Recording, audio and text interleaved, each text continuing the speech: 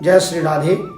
यदि आपके घर में विवाह होने जा रहा हो, किसी की शादी होने जा रही हो, तो इस वीडियो को अवश्य श्रवण करें। आप सबसे करवत निवेदन है, क्योंकि आजकल विवाह की कुछ विकृतियां देखने को मिल रही हैं। शांत मन से विचार कीजिए कि आखिर विवाह कहते किसको हैं? क्या केवल नाचने गाने को विवाह कहते हैं, या केवल शराब के नशे में दारू की पार्टी और हुड़दंग मचाना और पंजाबी गानों पर बल्ले बल्ले और भांगड़ा करना, क्या इसे विवाह कहते हैं? या बैंड बाजों के पीछे अर्धनग्न स्थिति में जो हमारी माताएं चलती हैं और उनके पीछे ऐसे पैसा घुमा घुमा के पैसा लुटाना, इसे विवाह कहते हैं? 6 घंटा स्टेज पे नाचते रहना, इसे विवाह कहते हैं? या डीजे पे उछलना, इसे विवाह कहते हैं? या 4 घंटे केवल लगातार मेहमानों से मिलवाना है, जो जयमाला से पहले, और केवल फोटोग्राफी करना 5 घंटे तक है, और 3 घंटे तक लगातार वो जयमाला करते हुए कभी दूल्हे को ऊपर करना, कभी दुल्हन को ऊपर करके नाचना, क्या है ये सब? इस भोंडी प्रदर्शन को विवाह कहते हैं? विचार कीजिए, एक पवित्र उत्सव को हमने कितना बिगाड़ कर रख दिया, स्वरूप बिगाड़ दिया उसका, और हमने नाम रख दिया विवाह। वाह, ये विवाह है? विवाह कहते हैं 2 पवित्र आपस में परिवारों का मिलन, 2 पवित्र गोत्र का मिलन, 2 जिंदगियों का मिलन है, और जिसमें एक को लक्ष्मी स्वरूपा नारी और नारायण स्वरूपा वर। तो वर और वधू के इस पवित्र संबंध को जोड़ने के लिए अग्नि को साक्षी मानकर वैदिक मंत्रों से देवताओं का आवाहन करके जिस पवित्र वातावरण में विवाह होना चाहिए, उसी को विवाह कहते हैं। पर हमने विवाह का स्वरूप बिगाड़ दिया और लगता है केवल बस हुड़दंग मचाना ही विवाह है। और इसलिए मैंने तो लोगों को कहते सुना कि अजी साहब, हम तो 8 महीने से 10 महीने से तैयारी कर रहे हैं। तो क्या तैयारी कर रहे हैं आप? केवल आभूषण खरीदना, कपड़े खरीदना, मेहमानों के लिए मिठाइयाँ खरीदना, इसी को विवाह कहते हैं? क्योंकि पंडित जी जब मंडप में आते हैं और पूजन सामग्री टटोलते हैं तो पता चला कि उसमें सुपारी नहीं है, उसमें रोली नहीं, मोली नहीं, माचिस नहीं। अरे हाँ पंडित जी, क्या करें, विवाह की तैयारी में भूल गए। अरे भाई, तो विवाह की तैयारी क्या की तूने? असली विवाह तो इसी को कहते हैं, और उसी को तो भूल गया। तो तैयारी क्या की? केवल भोंडा प्रदर्शन जो किया है, मेहमानों के सामने अपनी तथाकथित जो प्रतिष्ठा बची है 2 कौड़ी की, उस 2 कौड़ी की प्रतिष्ठा को केवल उछल उछल के नाचना गाना और केवल शराब में बहा देना अपने पैसे को, क्या इसको विवाह कहते हैं? इसको जरा ठंडे दिमाग से सोचिए और एक नई शुरुआत कीजिए हो सके तो।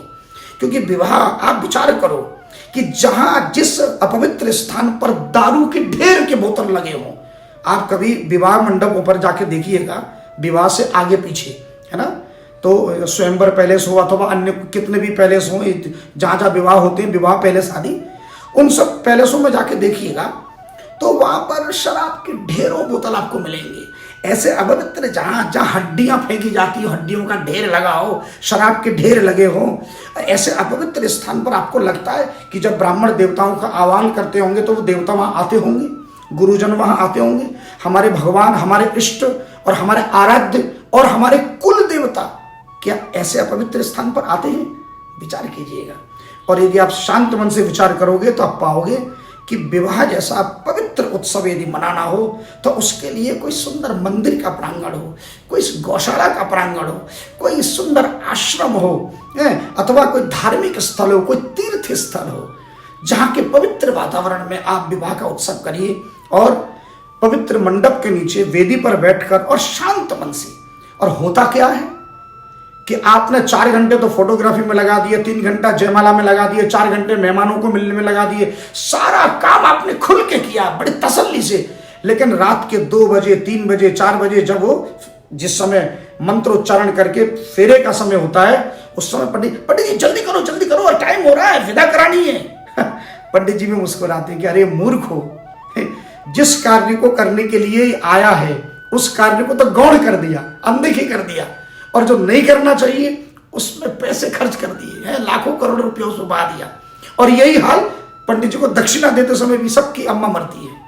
दक्षिणा देते समय भी वो उसका मुंह देखेगा, वो उसका मुंह देखेगा, कह रहे पंडित जी ने तो बड़ा लूट लिया।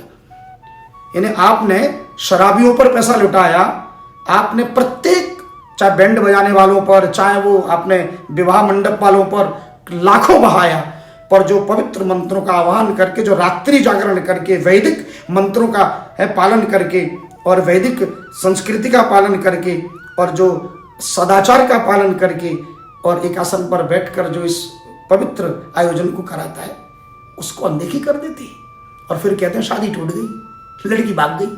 तो लड़की भागेगी, जब पंडित को भगाओगे तो लड़की नहीं टिकने वाली, विवाह नहीं टिकने वाला। विचार कीजिएगा। मेरी बातें हो सकता है बहुत से लोगों को कड़वी लगेंगी, भैया ब्रजवासी आदमी हूं और यही बोलने का आदी हूं, इसलिए कड़वी लगे, पर कड़वी बात भी कभी कभी अच्छी होती है। एक नई परंपरा का आप प्रारंभ कीजिए, शुरुआत कीजिए और विवाह को पवित्र रहने दीजिए। ऐसा स्तर, और अगर आपको लगता है कि लोगों को दिखाना भी जरूरी है तो ये आयोजन आप 1-2 दिन पहले कर लो ना, सगाई में कर लो अथवा पहले कर लो, बाद में कर लो, पर विवाह का उत्सव तो किसी पवित्र स्थान में करो। बिल्कुल अपने इष्ट देव को आह्वान करके, देवताओं को आह्वान करके, अपने गुरुजनों को, आपके परिवार के जो कुल गुरु हैं उन्हें बुलाइए और अपने नगर के जो गुरुजन हैं जिन्हें आप मानते हैं उनका वर वधू को आशीर्वाद दिलवाइए। अपने बुजुर्गों का आह्वान कीजिए, उनका सम्मान कीजिए और ब्राह्मण को आदर सत्कार करके तब विवाह उत्सव कीजिए।